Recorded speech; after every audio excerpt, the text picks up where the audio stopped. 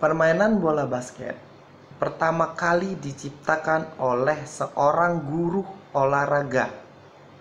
Lempar, tangkap. Jadi kita beberapa orang melakukan lemparan dan ada yang menangkap. Seperti itu terus. Tetap dengan menggunakan dua tim ya, dengan dua tim tetap melakukan lempar tangkap dan berusaha tim lawan untuk merebut bola yang ada di tim kita. Jumlah pemain, karena seperti yang dibilang tadi, jumlah pemain yang memainkan permainan ini tidak ditentukan. Yang kedua, kondisi bola terlihat. Terus yang berikutnya, seorang pemain bisa membawa bola itu untuk melangkah atau mendekati ring lawan. You never fail until you stop trying. You never fail. Kalian tidak pernah gagal until you stop trying. Hingga kalian berhenti mencoba. 1, 2, 3, here we go. Persatuan Bola Basket Seluruh Indonesia. Ya, Persatuan Bola Basket Seluruh Indonesia atau yang sering dikenal dengan nama Perbasi itu lahir pada tahun 1951. Jadi 1951 dibentuk setelah PON itu sebuah federasi permainan bola basket, dan setelah terbentuk langsung didaftarkan ke International Basketball Federation atau orang lebih kenal dengan nama FIBA. Ya, International Basketball Federation atau yang lebih dikenal dengan nama IBA. Tidak langsung diterima. Dipelajarin dulu sama orang-orang dari internasional itu. Dipelajarin dulu sama orang-orang dari FIBA bagaimana struktur organisasinya, bagaimana respon dari masyarakatnya, apakah menyetujui ini dibentuk atau tidak. Setelah melakukan pengamatan yang detail, 2 tahun kemudian, pada tahun 1953, Indonesia diterima secara resmi, untuk bergabung ke FIBA, untuk bergabung ke International Basketball Federation tadi. Nah, jadi bukan kita hari ini mendaftar atau tahun ini mendaftar, seminggu atau sebulan kemudian langsung diterima. Tidak. Kita harus menunggu beberapa lama untuk mendapat persetujuan bergabung. Itu tadi sejarah singkat tentang perkembangan bola basket di dunia dan di Indonesia.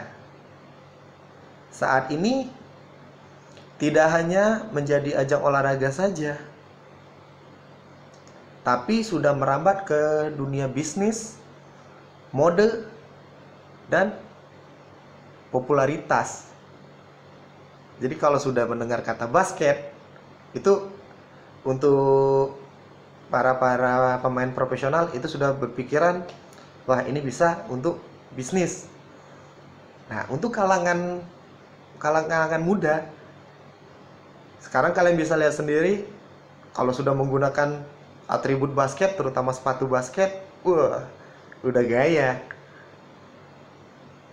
Dan biasanya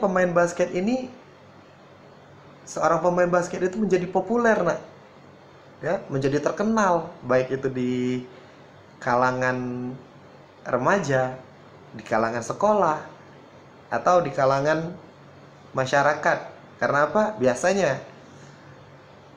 Biasanya seorang pemain basket, seorang laki-laki pemain basket itu akan memiliki daya tarik tersendiri oleh lawan jenis ya pasti ya.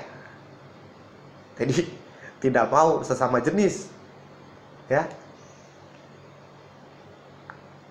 Memiliki daya tarik tersendiri nak.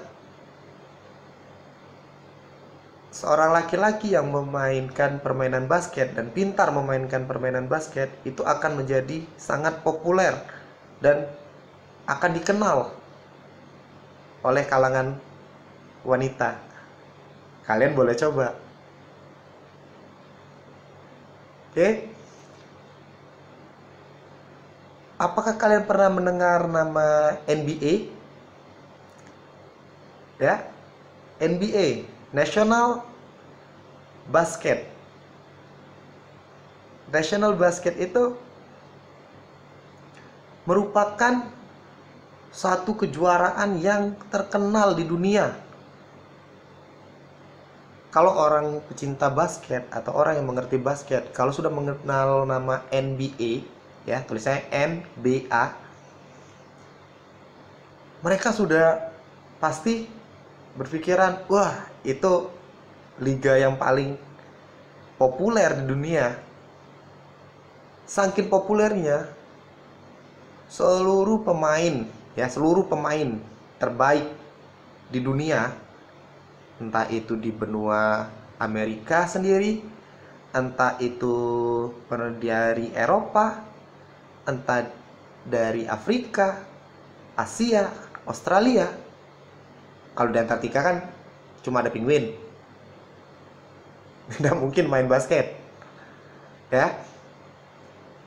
Dari 5 benua tadi itu berlomba nak, berlomba agar bisa masuk ke pertandingan yang bertitel NBA tadi. Memang NBA itu ada di mana sih? NBA itu permainan atau liga yang berada di Amerika Serikat dan diikuti beberapa tim dari negara-negara bagian di Amerika tersebut. Amerika Serikat itu kan berarti Amerika yang terbentuk dari beberapa negara bagian menjadi satu. Ya, makanya kalau kalian lihat namanya USA, United States of America. Ya, United States berarti perkumpulan negara. Seperti kita, nak, negara Indonesia terbagi menjadi provinsi-provinsi. Ya, tapi kalau di Amerika itu terbagi dari negara USA tadi, United States of America, itu mereka tidak memiliki provinsi, tetapi mereka memiliki negara-negara bagian. Ya, yang dipimpin bukan oleh presiden loh. Negara bagian itu bukan dipimpin oleh presiden, tapi berfungsi sama seperti provinsi, dipimpin oleh seorang gubernur. Sebenarnya kalau kalian baca sejarah Indonesia lagi, Indonesia pernah mengadopsi sistem pemerintahan Indonesia Serikat namanya, tapi dinilai gagal dan kembali ke sistem pemerintahan Republik. Itu sudah masuk ke pelajaran IPS, bukan lagi pelajaran olahraga. Kita tidak membahas itu. Oke, kita lanjutkan. Jadi seluruh pemain-pemain terbaik tadi, mereka bisa dibilang hijrah ya, atau mereka pindah ke Amerika, ke negara-negara bagian itu untuk ikut tim yang masuk ke NBA tersebut. Jadi di NBA sendiri itu banyak dari Afrika, bahkan dari Asia pun sudah ada, dari negara Cina itu yang pemain tertinggi itu yang bernama Yao Ming. Kalian bisa cari di internet, kalian bisa cari di search mesin yang ada di internet kalian, itu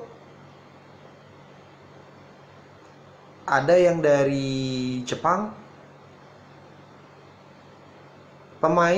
seorang pemain basket itu tidak harus tinggi loh nak.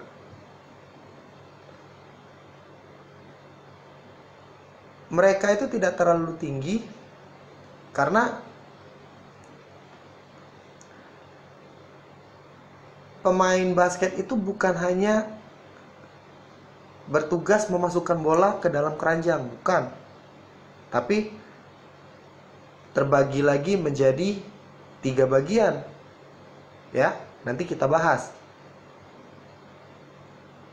Oke. Untuk kompetisi sendiri di Indonesia pun ada. Kalau sekarang itu yang terkenal itu IBL, I, B, dan L. Itu kepanjangan dari Indonesia Basket League, ya, Indonesia Basket League, atau kita artikan Liga Basket Indonesia. Nah, di sini Liga Basket Indonesia tersebut untuk pemain-pemain profesional yang ada di Indonesia, ya. Yang namanya profesional berarti sebuah tim yang ikut kompetisi itu mereka boleh memakai pemain-pemain dari negara luar untuk dimainkan di tim tersebut. Biasanya ada sekitar 3-5 pemain dan tidak langsung kelima-limanya main dalam satu lapangan, tidak. Jadi orang Indonesia dibantu dengan ada dari pemain luarnya. Karena IBL ini sudah masuk ke ranah profesional dalam permainan bola basket itu sendiri. Terus, apakah hanya profesional yang bisa memainkan permainan ini? Tidak, nak. Kalian jangan kecil hati dulu.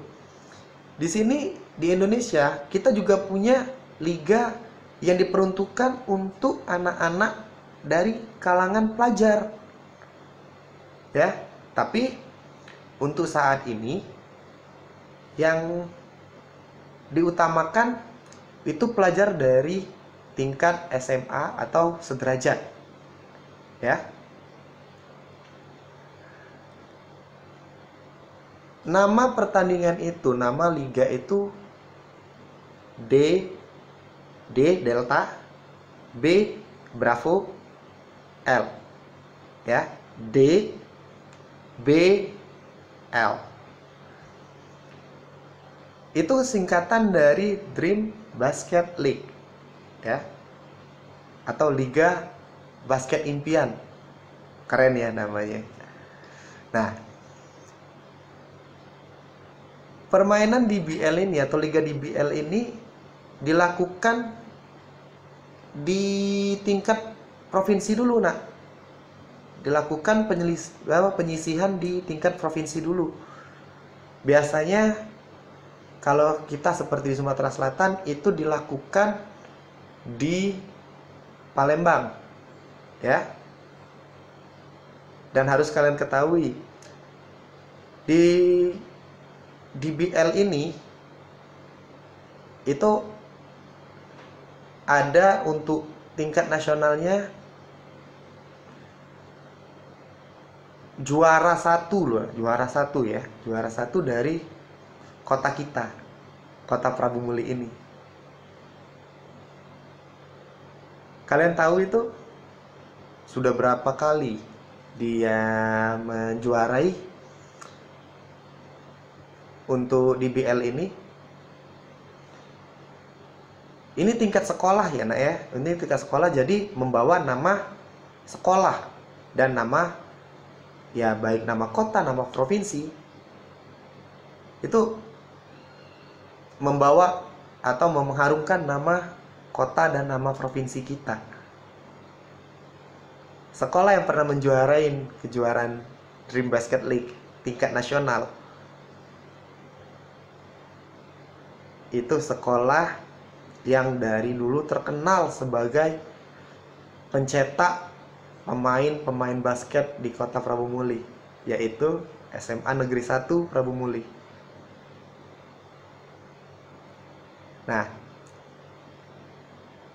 dari Dream Basket League itu apa hanya laki-laki yang boleh bermain? Tidak. Untuk di Indonesia sendiri, ya, IBL dan DBL, ya, Indonesian Basket League maupun Dream Basket League, itu boleh dimainkan oleh wanita juga, nak. Jadi kompetisinya itu bukan hanya buat laki-laki, tapi juga buat wanita. Ya, itu sekarang kalian bisa lihat malah banyak loh, nak, yang perkembangan bola basket sekarang ini malah yang perempuan juga ikut memainkan permainan ini. Jadi bukan hanya laki-laki. Jatuh keringat, ya, lari-larian, itu tidak menjadi masalah bila kalian ingin berprestasi. Jangan ada bolanya belum sampai kalian sudah teriak. Itu biasanya perempuan seperti itu.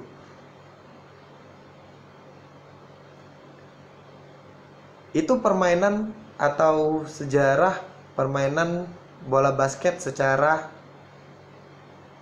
ini ya, secara baku ya, yang dipertandingkan secara nasional. Nanti ada lagi perkembangan ya, jenis-jenis penyederhanaan dari permainan basket ini. Nanti kita jelasin juga setelah kita mengetahui dulu ya ukuran dan peraturan yang berlaku. Oke. Materi selanjutnya kita akan mempelajari untuk ukuran lapangan. Lapangan yang sering digunakan untuk pertandingan ya. Untuk lapangan sendiri sebenarnya memiliki dua versi berbeda, yaitu persegi panjang, ya, sama persegi panjang semuanya. Yang membedakannya itu volumenya, yaitu panjang dan lebar. Nah, untuk standar yang ada dibilang tadi itu terbagi menjadi dua. Untuk standar NBA, ya, National Basket Association, itu lapangan bola basket itu memiliki panjang 28 meter dan lebarnya 15 meter. Ya, itu untuk versi National Basket Association atau NBA. Berbeda dengan standar yang ditentukan dari FIBA, Federasi Bola Basket Internasional itu. Dari FIBA itu membuat standar lebih kecil ketimbang dari standar yang dibuat oleh NBA tadi, yaitu panjangnya hanya 26 meter dan lebar hanya 14 meter. Jadi untuk panjangnya dari standar NBA, standar FIBA lebih pendek 2 meter dan lebarnya memiliki beda 1 meter lebih pendek ketimbang standar yang diajukan atau standar yang digunakan untuk NBA tadi. Kalau NBA lebarnya 15 meter, untuk di FIBA digunakan hanya 14 meter. Nah, karena lapangan itu membentuk atau memiliki bentuk persegi, di situ terdapat 3 buah lingkaran di tengah dan di sedikit di ujung lapangan ya. 3 buah lingkaran. Lingkaran itu memiliki panjang jari-jari sepanjang 1,8 meter. Ya. Itu untuk lingkaran yang di tengah dan di pinggir yang dibilang 2 tadi. Jadi jari-jarinya itu sepanjang 1,8 meter. Itu untuk lapangan. Untuk bolanya pun ada ketentuan yang harus diikutin. Ya, bola basket itu memiliki ukuran standar dengan keliling bola, ya, dengan keliling bola itu sepanjang 76 sampai 78 cm. Ya. Keliling bola basket itu, keliling bola itu sepanjang 76 sampai 78 cm. Serta bola tersebut harus memiliki berat sekitar 600 sampai 650 gram. Kenapa dibuat seperti itu? Karena biar bola itu lebih enak dipegang dan waktu dilempar tidak terpengaruh oleh angin. Jelas? Nah, bagaimana kita menentukan bola itu ukuran tekanan anginnya pas, tidak terlalu kencang dan tidak terlalu kempet atau kempes. Jadi bola basket tadi bila sudah kita isi dengan angin atau kita pompa, itu kalian pantulkan ke lantai dengan ketinggian sekitar 1,8 meter, ya, di atas kepala kalian berarti kan. Kalau kalian pantulkan bola itu dengan ketinggian 1,8 meter, nah bola tadi itu harus memantul minimal 1,2 meter. Jadi minimal ini kembali ke memantul sampai setinggi pinggang kalian dari permukaan lantai, ya. Jangan kalian, maksudnya kalau kalian nggak sampai nih 180 meter, 1,8 meter tadi, kalian naik kursi, kalian pantulkan, ternyata di bawah pinggang kalian karena kalian berdiri di atas kursi. Kalian bilang itu belum kencang, salah. Jadi 1,2 meter itu dari lantai sampai ketinggian bola pantulan tadi, ya, diukur dari lantai.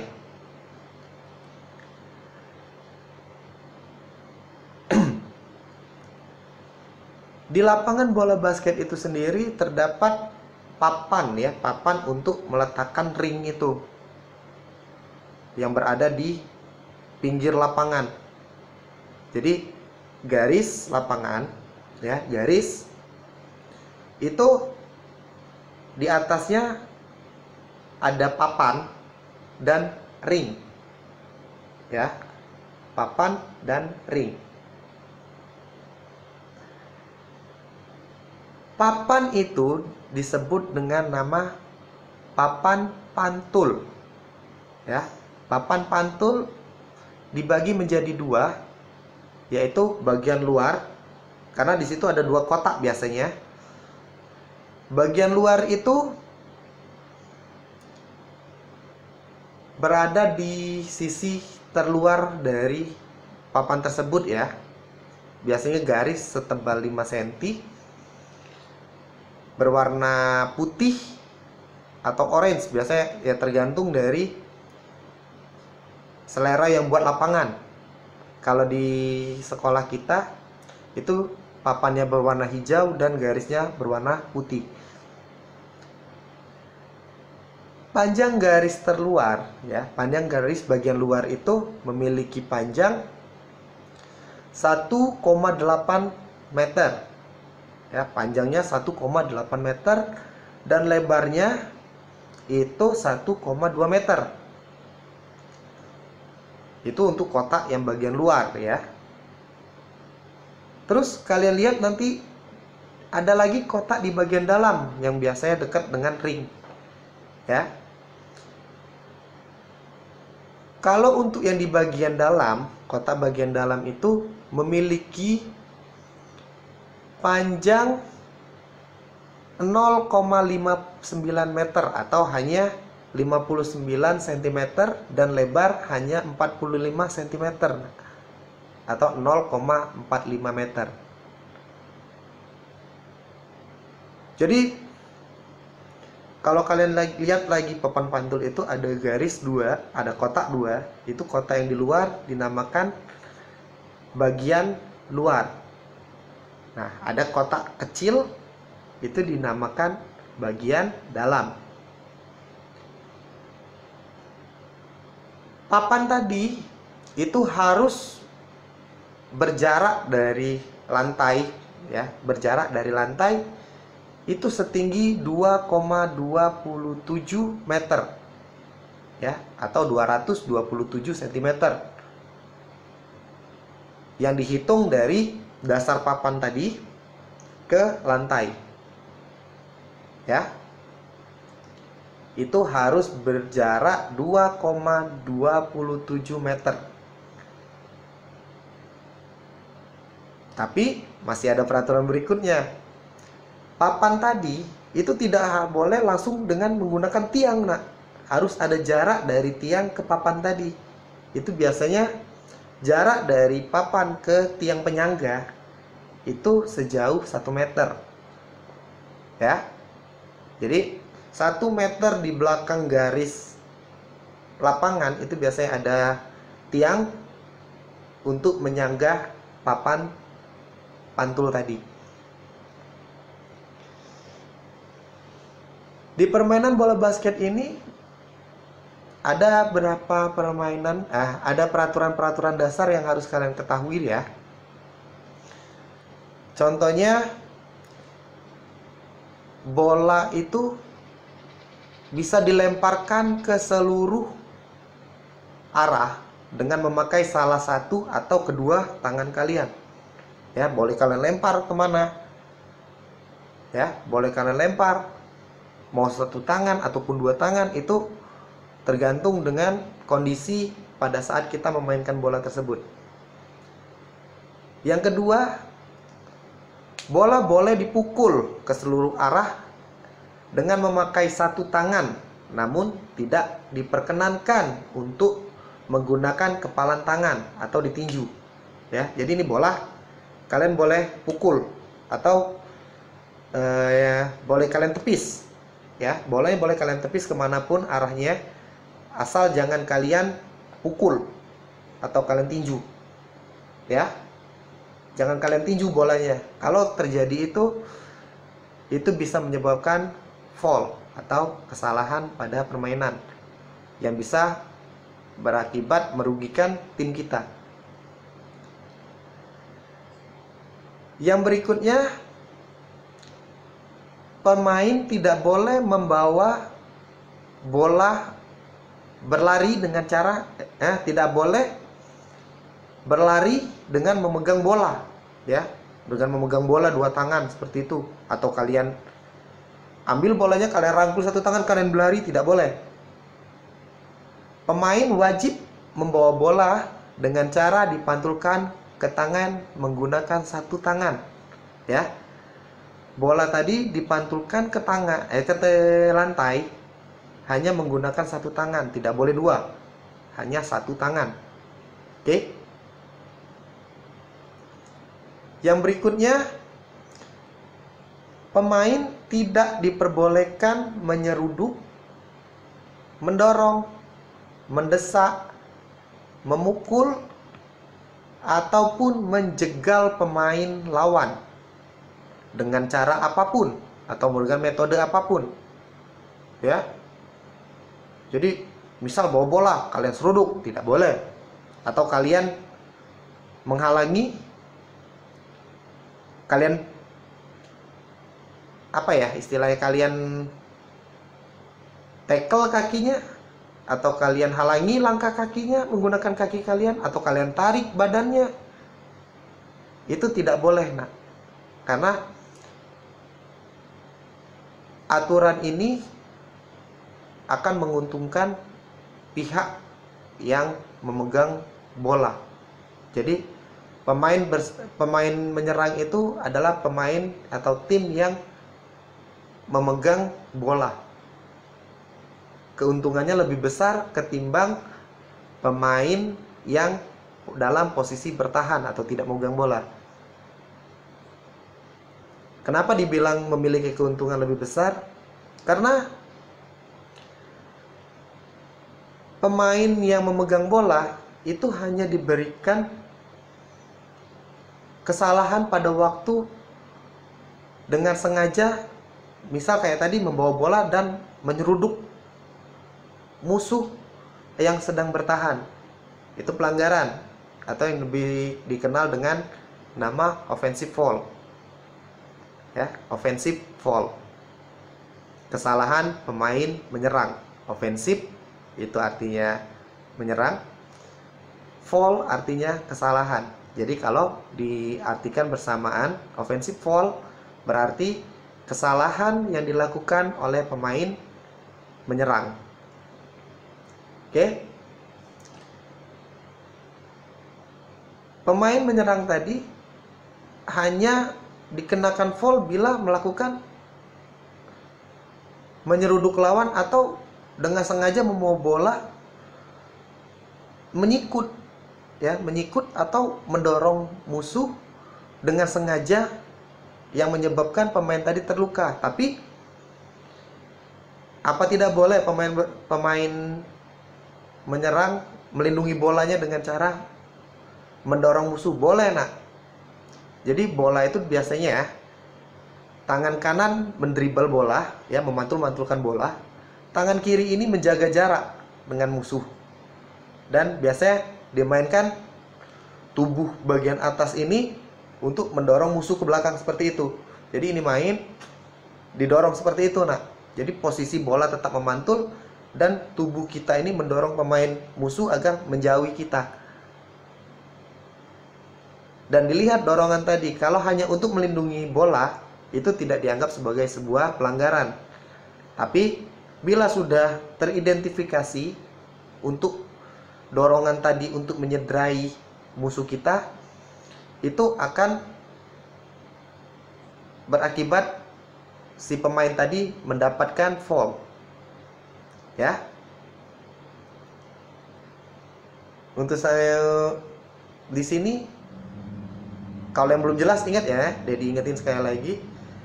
Kalau kalian punya pertanyaan seputar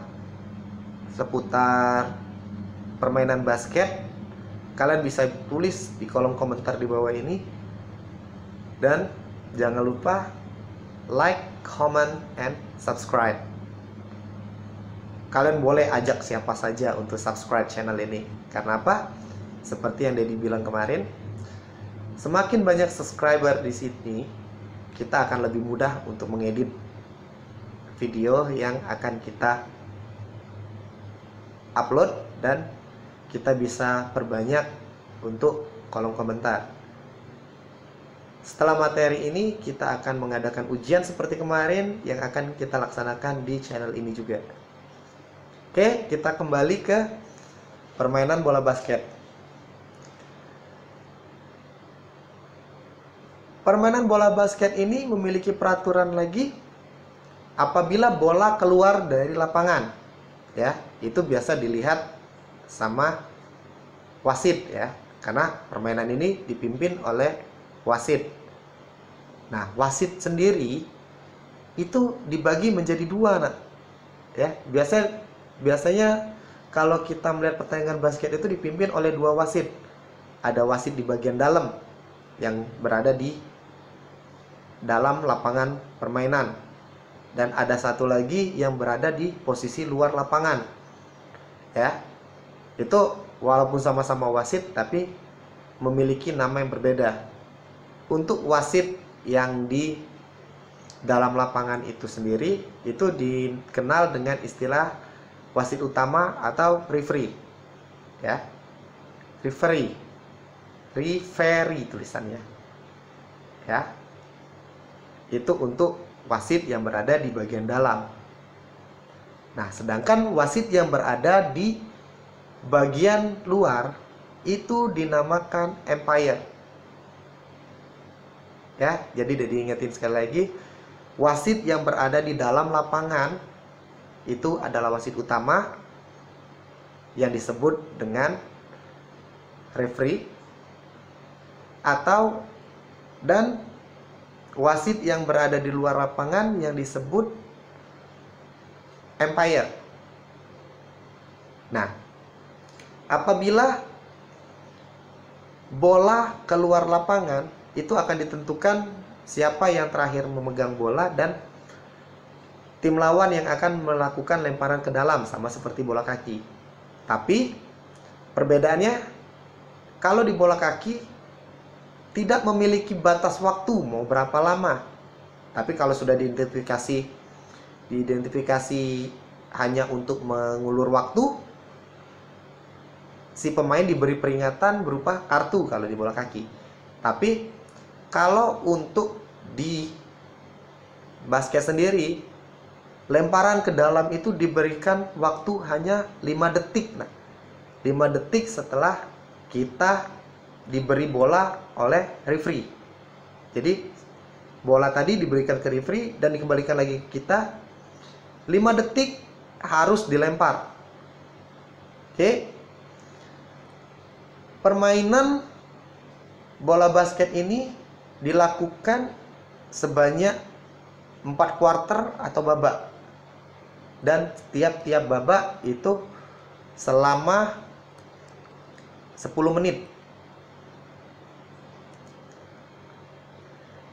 Jumlah pemain itu setiap tim sebanyak 5 orang sebagai pemain utama. Ya, 5 orang sebagai pemain utama yang main di lapangan dan 5 orang lagi sebagai pengganti atau pemain cadangan. Oke. Untuk materi kita bola basket kita cukupkan sampai di sini. Kalau ada yang masih belum mengerti, jadi ingetin sekali lagi, kalian bisa tulis di kolom komentar di bawah ini. Dan kalian bisa share ke teman-teman kalian, baik itu di Facebook, Instagram, ataupun di sosial media kalian yang lain, agar ilmu yang kita dapat ini bisa bermanfaat juga untuk yang lain.